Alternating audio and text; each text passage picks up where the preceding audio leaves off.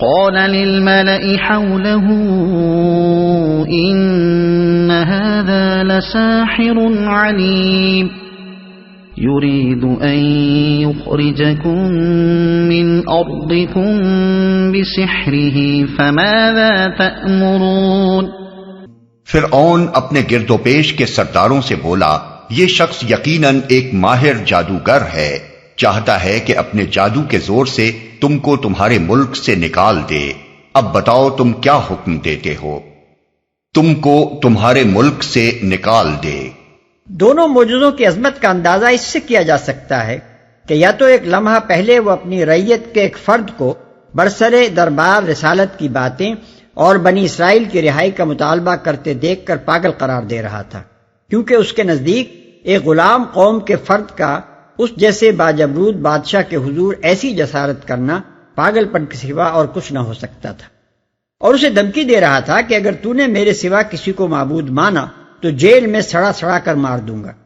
یا اب ان نشانیوں کو دیکھتے ہی اس پر ایسی ہیبت طاری ہوئی کہ اسے اپنی بادشاہی اور اپنا ملک چھننے کا خطرہ لاحق ہو گیا، اور بدحواسی میں اسے یہ بھی احساس نہ رہا کہ میں بھرے دربار میں اپنے نوکروں کے سامنے کیسی بے تکی باتیں کر رہا ہوں۔ بنی اسرائیل جیسی دبی ہوئی قوم کے دو افراد وقت کے سب سے بڑے طاقتور بادشاہ کے سامنے کھڑے تھے، کوئی لاؤ لشکر ان کے ساتھ نہ تھا، کوئی جان ان کی قوم میں نہ تھی، کسی بغاوت کا نام و نشان تک ملک کے کسی گوشے میں نہ تھا، ملک سے باہر کسی دوسری حکومت کی طاقت بھی ان کی پشت پر نہ تھی۔ اس حالت میں صرف ایک لاٹھی کا اژدہا بنتے دیکھ کر اور ایک ہاتھ کو چمکتے دیکھ کر ایکائک اس کا چیخ اٹھنا کہ یہ دو بے سر و سامان آدمی میری سلطنت کا تختہ الٹ دیں گے اور پورے حکمران طبقے کو اقتدار سے بے دخل کر دیں گے، آخر کیا معنی رکھتا ہے؟ اس کا یہ کہنا کہ یہ شخص جادو کے زور سے ایسا کر ڈالے گا مزید بدحواسی کی دلیل ہے۔ جادو کے زور سے دنیا میں کبھی کوئی سیاسی انقلاب نہیں ہوا، کوئی ملک فتح نہیں ہوا، کوئی جنگ نہیں جیتی گئی۔ جادوگر تو اس کے اپنے ملک میں موجود تھے اور بڑے بڑے کرشمے دکھا سکتے تھے، مگر وہ خود جانتا تھا کہ تماشا کر کے انعام لینے سے بڑھ کر ان کی کوئی اوقات نہیں ہے۔ سلطنت تو کجا، وہ بیچارے تو سلطنت کے کسی پولیس کانسٹیبل کو بھی چیلنج کرنے کی ہمت نہ کر سکتے تھے۔ تم کیا حکم دیتے ہو؟ یہ فقرہ فرعون کی مزید بدحواسی کو ظاہر کرتا ہے۔ کہاں تو وہ الہ بنا ہوا تھا اور یہ سب اس کے بندے تھے، کہاں اب الہ صاحب مارے خوف کے بندوں سے پوچھ رہے ہیں کہ تمہارا حکم کیا ہے۔ دوسرے الفاظ میں گویا وہ یہ کہہ رہا تھا کہ میری عقل تو اب کچھ کام نہیں کرتی، تم بتاؤ کہ اس خطرے کا مقابلہ میں کیسے کروں۔ قالوا ارجه وأخاه وابعث في المدائن حاشرين يأتوك بكل سحار عليم فجمع السحرة لميقات يوم معلوم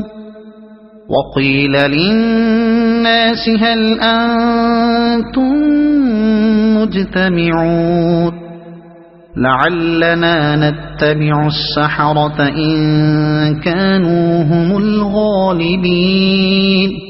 انہوں نے کہا اسے اور اس کے بھائی کو روک لیجئے اور شہروں میں ہرکارے بھیج دیجئے کہ ہر سیانے جادوگر کو آپ کے پاس لے آئیں۔ چنانچہ ایک روز مقرر وقت پر جادوگر اکٹھے کر لیے گئے اور لوگوں سے کہا گیا تم اجتماع میں چلو گے، شاید کہ ہم جادوگروں کے دین ہی پر رہ جائیں اگر وہ غالب رہے۔ مقرر وقت پر سورہ طٰہٰ میں گزر چکا ہے کہ اس مقابلے کے لیے قبطیوں کی قومی عید کا دن یعنی یوم الزینہ مقرر کیا گیا تھا، تاکہ ملک کے گوشے گوشے سے میلوں ٹھیلوں کی خاطر آنے والے سب لوگ یہ عظیم الشان دنگل دیکھنے کے لیے جمع ہو جائیں، اور اس کے لیے وقت بھی دن چڑھے کا طے ہوا تھا تاکہ روز روشن میں سب کی آنکھوں کے سامنے فریقین کی طاقت کا مظاہرہ ہو اور روشنی کی کمی کے باعث کوئی شک و شبہ پیدا ہونے کی گنجائش نہ رہے۔ تم اجتماع میں چلو گے، یعنی صرف اعلان و اشتہار ہی پر اکتفا نہیں کیا گیا، بلکہ آدمی اس غرض کے لیے چھوڑے گئے کہ لوگوں کو اکسا اکسا کر یہ مقابلہ دیکھنے کے لیے لائیں۔ اس سے معلوم ہوتا ہے کہ بڑے دربار میں جو معجزات حضرت موسیٰ علیہ السلام نے دکھائے تھے ان کی خبر عام لوگوں میں پھیل چکی تھی، اور فرعون کو یہ اندیشہ ہو گیا تھا کہ اس سے ملک کے باشندے متاثر ہوتے چلے جا رہے ہیں۔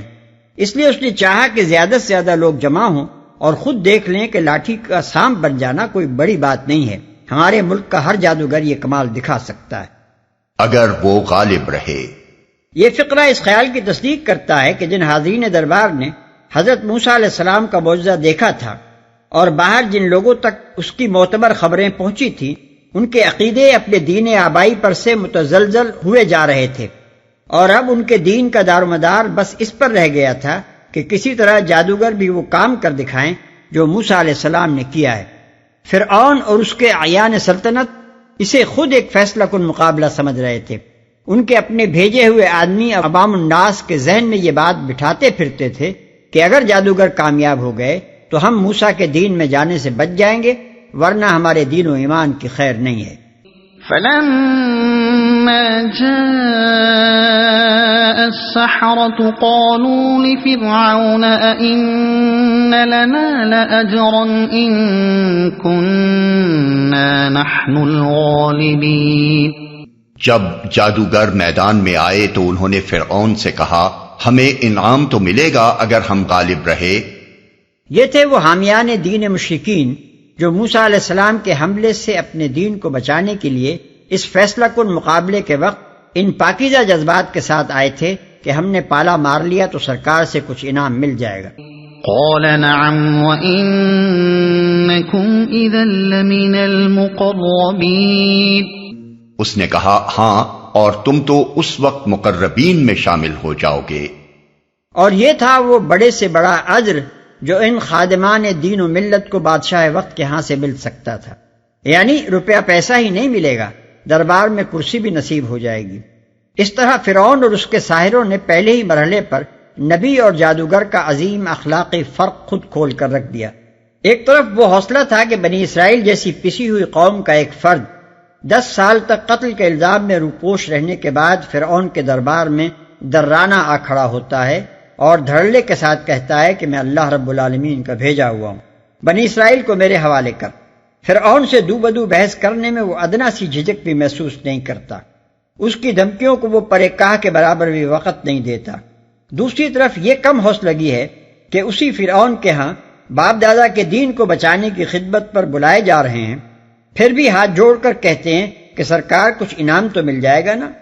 اور جواب میں یہ سن کر پھولے نہیں سماتے کہ پیسہ بھی ملے گا اور قرب شاہی سے بھی سرفراز کیے جائیں گے۔ یہ دو مقابل کے کردار آپ سے آپ ظاہر کر رہے تھے کہ نبی کس شان کا انسان ہوتا ہے، اور اس کے مقابلے میں جادوگروں کی کیا ہستی ہوتی ہے۔ جب تک کوئی شخص بے حیائی کی ساری حدوں کو نہ پھان جائے، وہ نبی کو جادوگر کہنے کی جسارت نہیں کر سکتا۔ قال لهم موسى ألقوا ما أنتم ملقون فألقوا حبالهم وعصيهم وقالوا بعزة فرعون إنا لنحن الغالبون۔ موسیٰ نے کہا، پھینکو جو تمہیں پھینکنا ہے۔ انہوں نے فوراً اپنی رسیاں اور لاٹھیاں پھینک دیں اور بولے، فرعون کے اقبال سے ہم ہی غالب رہیں گے۔ یہاں یہ ذکر چھوڑ دیا ہے کہ حضرت موسیٰ علیہ السلام کی زبان سے یہ فقرہ سنتے ہی جب جادوگروں نے اپنی رسیاں اور لاٹھیاں پھینکی تو یکایک وہ بہت سے سانپوں کی شکل میں حضرت موسیٰ علیہ السلام کی طرف لپکتی نظر آئیں۔ اس کی تفصیل قرآن مجید میں دوسرے مقامات پر بیان ہو چکی ہے۔ سورہ اعراف میں ہے، فَلَمَّا أَلْقَوْا سَحَرُوا أَعْيُنَ النَّاسِ وَاسْتَرْهَبُوهُمْ وَجَاءُوا بِسِحْرٍ عَظِيمٍ، یعنی جب انہوں نے اپنے انچر پھینکے تو لوگوں کی آنکھوں کو مسحور کر دیا، سب کو دہشت زدہ کر کے رکھ دیا اور بڑا بھاری جادو بنا لائے۔ سورہ طٰہٰ میں اس وقت کا نقشہ یہ کھینچا گیا ہے کہ فَإِذَا حِبَالُهُمْ وَإِصِيُّهُمْ يُخَيَّلُ إِلَيْهِ مِنْ سِحْرِهِمْ أَنَّهَا تَسْعَىٰ فَأَوْجَسَ فِي نَفْسِهِ خِيفَةً مُوسَىٰ، یعنی یکایک ان کے سحر سے حضرت موسیٰ علیہ السلام کو یوں محسوس ہوا کہ ان کی رسیاں اور لاٹھیاں دوڑی چلی آ رہی ہیں۔ اس سے موسیٰ علیہ السلام اپنے دل میں ڈر سے گئے۔ فَأَلْقَى مُوسَى عَصَاهُ فَإِذَا هِيَ تَلْقَفُ مَا يَأْفِكُونَ فَأُلْقِيَ السَّحَرَةُ سَاجِدِينَ قَالُوا آمَنَّا بِرَبِّ الْعَالَمِينَ رَبِّ مُوسَى وَهَارُونَ۔ پھر موسیٰ نے اپنا عصا پھینکا تو یکا یک وہ ان کے جھوٹے کرشموں کو ہڑپ کرتا چلا جا رہا تھا۔ اس پر سارے جادوگر بے اختیار سجدے میں گر پڑے اور بول اٹھے کہ مان گئے ہم رب العالمین کو، موسیٰ اور ہارون کے رب کو۔ یہ حضرت موسیٰ علیہ السلام کے مقابلے میں ان کی طرف سے محض شکست کا اعتراف نہیں تھا کہ کوئی شخص یہ کہہ کر پیچھا چھڑا لیتا کہ ایک بڑے جادوگر نے چھوٹے جادوگروں کو نیچا دکھا دیا، بلکہ ان کا سجدے میں گر کر اللہ رب العالمین پر ایمان لے آنا گویا برسر عام ہزارہا باشندگان مصر کے سامنے اس بات کا اقرار و اعلان تھا کہ موسیٰ جو کچھ لائے ہیں یہ ہمارے فن کی چیز ہی نہیں ہے، یہ کام تو صرف اللہ رب العالمین ہی کی قدرت سے ہو سکتا ہے۔ قال آمنتم له قبل أن آذن لكم إنه لكبيركم الذي علمكم السحر فلسوف تعلمون لأقطعن أيديكم وأرجلكم من خلاف ولأصلبنكم أجمعين۔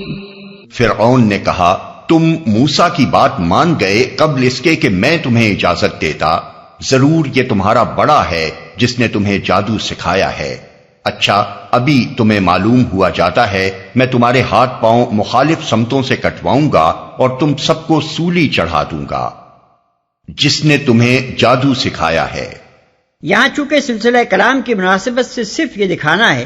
کہ ایک ضدی اور ہٹ دھرم آدمی کس طرح ایک سری معجزہ دیکھ کر اور اس کے معجزہ ہونے پر خود جادوگروں کی شہادت سن کر بھی اسے جادو کہے جاتا ہے۔ اس لیے فرعون کا صرف اتنا ہی فقرہ نقل کرنے پر اکتفا کیا گیا ہے، لیکن سورہ اعراف میں تفصیل کے ساتھ یہ بتایا گیا ہے کہ فرعون نے بازی ہرتی دیکھ کر فوراً ہی ایک سیاسی سازش کا افسانہ گھڑ لیا۔ اس نے کہا ان ھذا لمکر مکرتموہ فی المدینۃ لتخرجوا منہا اہلہا، یعنی ایک سازش ہے جو تم لوگوں نے مل کر اس دارالسلطنت میں تیار کی ہے تاکہ اس کے مالکوں کو اقتدار سے بے دخل کر دو۔ اس طرح فرعون نے عوام الناس کو یہ یقین دلانے کی کوشش کی کہ جادوگروں کا یہ ایمان معجزے کی وجہ سے نہیں ہے بلکہ محض ملی بھگت ہے۔ یہاں آنے سے پہلے ان کے اور موسیٰ کے درمیان معاملہ طے ہو گیا تھا کہ یوں وہ موسیٰ کے مقابلے میں آ کر شکست کھائیں گے اور نتیجے میں جو سیاسی انقلاب ہوگا اس کے مزے وہ اور یہ مل کر لوٹیں گے۔ تم سب کو سولی چڑھا دوں گا۔ یہ خوفناک دھمکی فرعون نے اپنے اس نظریے کو کامیاب کرنے کے لیے دی تھی کہ جادوگر دراصل موسیٰ علیہ السلام کے ساتھ سازش کر کے آئے ہیں۔ اس کے پیش نظر یہ تھا کہ اس طرح یہ لوگ جان بچانے کے لیے سازش کا اعتراف کر لیں گے اور وہ ڈرامائی اثر کافور ہو جائے گا جو شکست کھاتے ہی ان کے سجدے میں گر کر ایمان لے آنے سے ان ہزارہا ناظرین پر مترتب ہوا تھا جو خود اس کی دعوت پر یہ فیصلہ کن مقابلہ دیکھنے کے لیے جمع ہوئے تھے، اور جنہیں خود اس کے بھیجے ہوئے لوگوں نے یہ خیال دلایا تھا کہ مصری قوم کا دین و ایمان بس ان جادوگروں کے سہارے لٹک رہا ہے۔ یہ کامیاب ہو تو قوم اپنے دین آبائی پر قائم رہ سکے گی، ورنہ موسیٰ کی دعوت کا سیلاب اسے اور اس کے ساتھ فرعون کی سلطنت کو بھی بہا لے جائے گا۔ قالوا لا ضير إنا إلى ربنا منقلبون إنا نطمع أن يغفر لنا ربنا خطايانا أن كنا أول المؤمنين۔ انہوں نے جواب دیا کچھ پرواہ نہیں، ہم اپنے رب کے حضور پہنچ جائیں گے اور ہمیں توقع ہے کہ ہمارا رب ہمارے گناہ معاف کر دے گا کیونکہ سب سے پہلے ہم ایمان لائے ہیں۔ یعنی ہمیں اپنے رب کی طرف پلٹنا تو بہرحال ایک نہ ایک دن ضرور ہے۔ اب اگر تو قتل کر دے گا تو اس سے زیادہ کچھ نہ ہوگا کہ وہ دن جو کبھی آنا تھا آج آ جائے گا۔ اس صورت میں ڈرنے کا کیا سوال؟ ہمیں تو الٹی مغفرت اور خطا بخشی کی امید ہے، کیونکہ آج اس جگہ حقیقت کھلتے ہی ہم نے مان لینے میں ایک لمحے کی تاخیر بھی نہ کی، اور اس پورے مجمع میں سب سے پہلے پیش قدمی کر کے ہم ایمان لے آئے۔